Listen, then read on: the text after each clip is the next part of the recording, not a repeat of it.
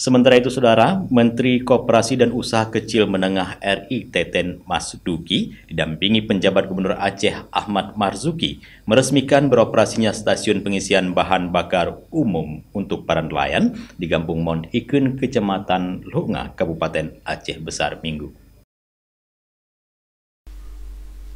Peresmian SPBU Nelayan ditandai dengan pengguntingan pita secara bersama oleh Menkop UKM dan pejabat Gubernur Aceh serta pesiju yang dilakukan oleh Tengku Malikul Imam Menasah Kampung Mount Ikun, Kecamatan Lunga, Kabupaten Aceh Besar.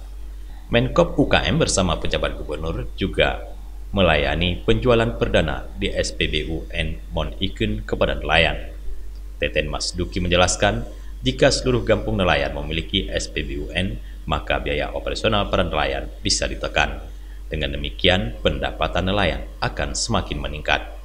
Menkop menjelaskan selama ini 60% biaya operasional para nelayan itu dihabiskan untuk BBM karena mereka membeli secara eceran dengan harga tentu saja jauh lebih mahal dari harga di SPBU.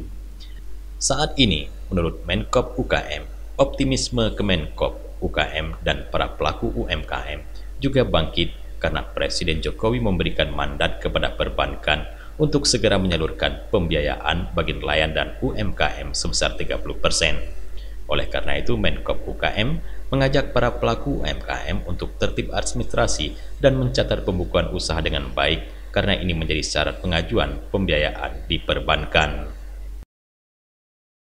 Dari Aceh Besar, Tim Liputan Aceh TV melaporkan.